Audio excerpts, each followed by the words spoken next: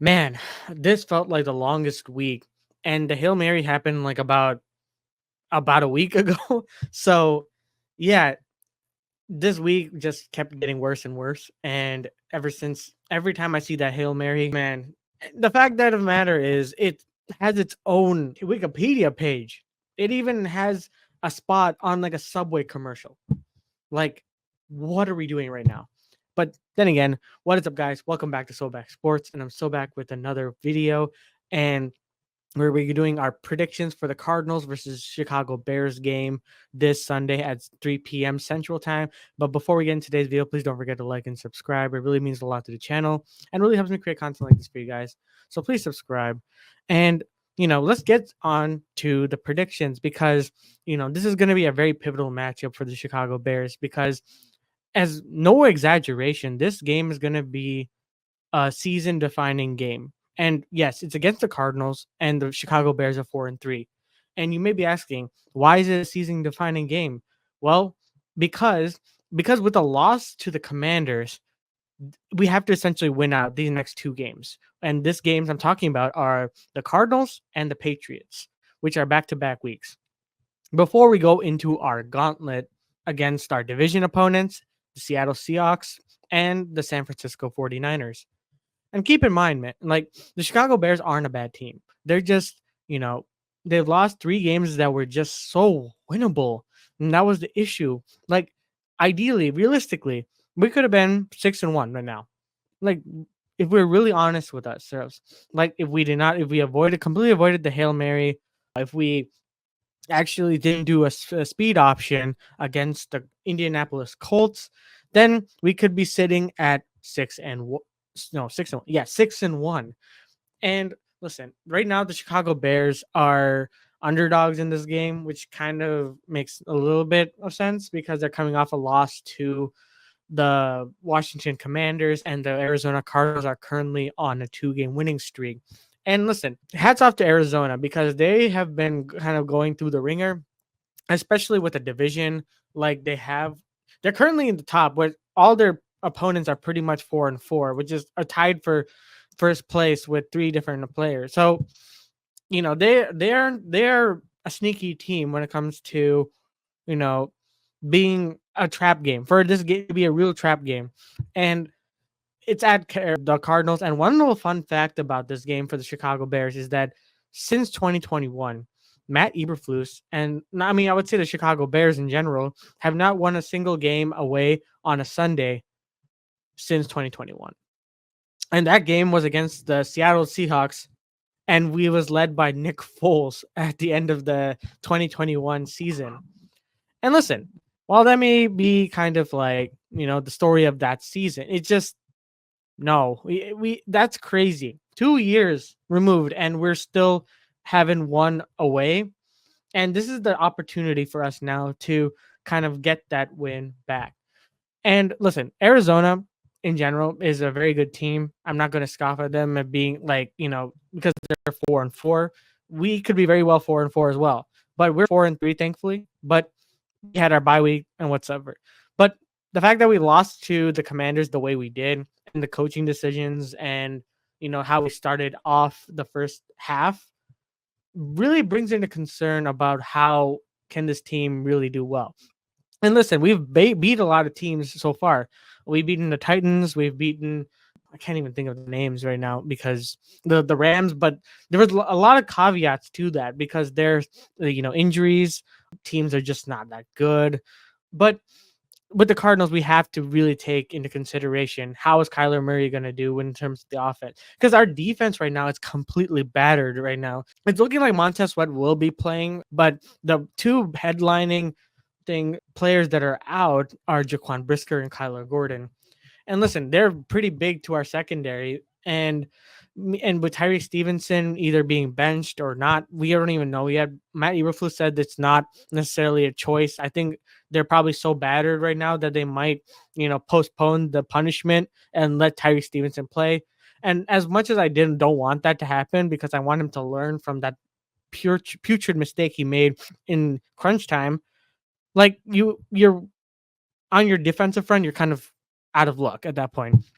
And then our half of our offensive line is also injured too. So that's going to be posed a big threat because we're going to have such a makeshift offensive line for Caleb Williams.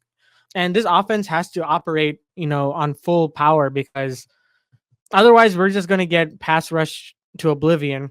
And, you know, and in terms of the defensive front, the last 3 games, I remember that the Cardinals haven't let up a sack in 3 games so far.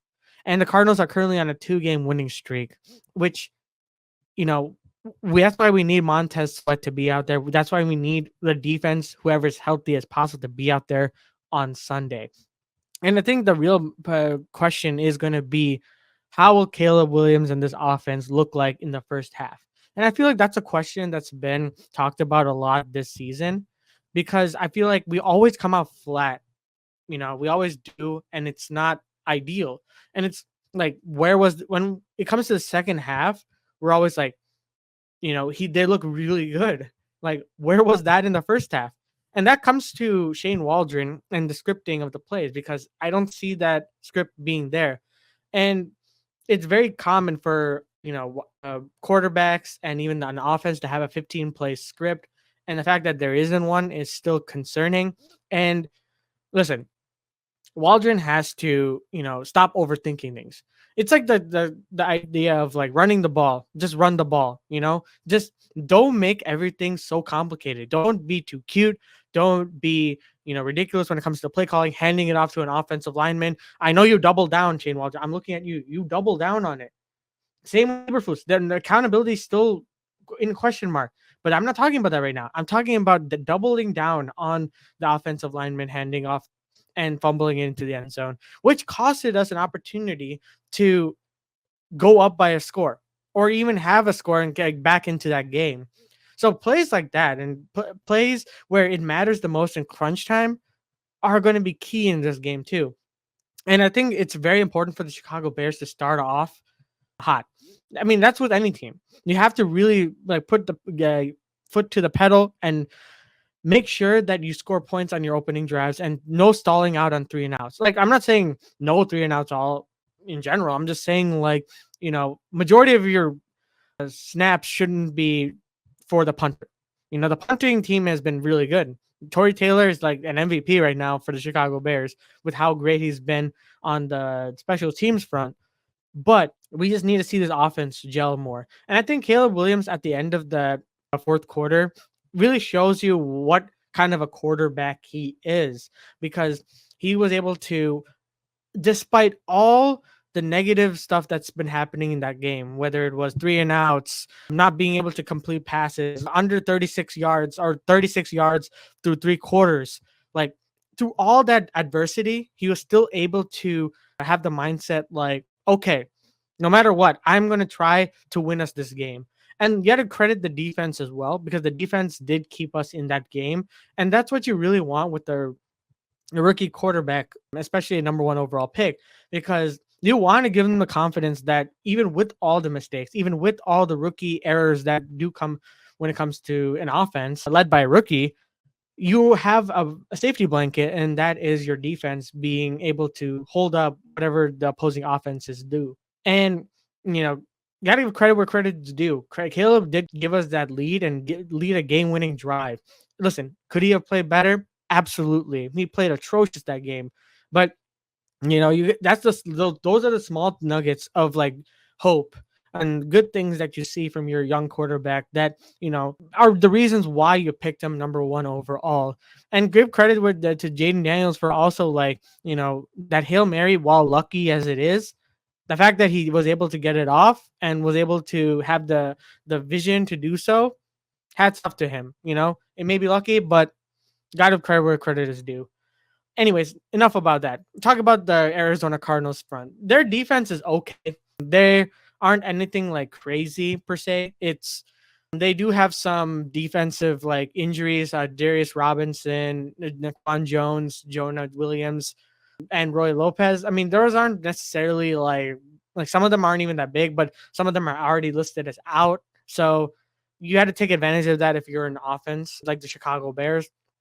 And going back to the Chicago Bears offense, getting Rome involved is going to be super important. And I know Rome is a rookie, right? He's not necessarily like the wide receiver one or wide receiver two. You have DJ Moore and Keenan Allen as well. But getting Rome involved with the athleticism that he has, the route running that he's able to do, especially in that Commanders game, you saw a couple of times when Rome was able to go on those out routes. He was able to cut in very hard and then juke the defender out and was able to get open really easily. So relying on Rome Odunze was going to be very crucial for Caleb Williams. DeAndre Swift is going to be a crucial factor. The run game needs to be churning. And DeAndre Swift, again, I want to apologize for what I've been saying for the past week 1 through week 3. You have completely proven that you are worth whatever money we paid because you have been balling out for the past couple of weeks now. And he's had like back to back 100 plus rushing games. So got to give credit where credit is due, but we need you to continue to do more like that. And Roshan Johnson at goal line situations or fourth down and third down conversion situations is going to be very ideal. No more handing it off to the offensive lineman. We're not the Detroit Lions right now. We need to do the small things, that the easy things first before we can do any of that going into our division games and whatnot. Let's get a groove going because I think that's what's going to be important going into this game. So I guess I kind of laid out some of my key points, and let's talk about some 3 factors. One, Matt Eberflus and Shane Waldron have to get their coaching stuff together because at the end of the day, in crucial situations, taking timeouts when necessary, calling plays that are, make sense and allow, drives to stay alive, that's what's going to win you games. And that's something that is super easy and we could manage to do, but we just don't. And that's what's the most puzzling part about this, because Shane Waldron, you are a decent offensive minded offensive coordinator. So do the easy things. Don't overthink this. This is not a time to overthink, because what we did in week 1 through 3 is not going to work now. What we've been doing since week 4 to our bye week has been working. And it's against bad teams necessarily or bad defenses, but if it ain't broke, don't change it. So that's one thing. And Matt Eberflus also having to call some proper timeouts, having clock management. That has to be changed because, dude, you're in your year 3 and you're still making those mistakes. Accountability aside, can't allow that. Number 2, Caleb Williams has to come out really hot and start the game off, completing passes, getting into a rhythm, getting into a flow. And that's really, honestly, all he has to do. He has a really good command of the offensive line and calling out audibling plays and whatnot. Like, you see it in the game when he's able to like just walk up and be like, he's like, he sees the defensive scheming, and he just makes the changes necessary.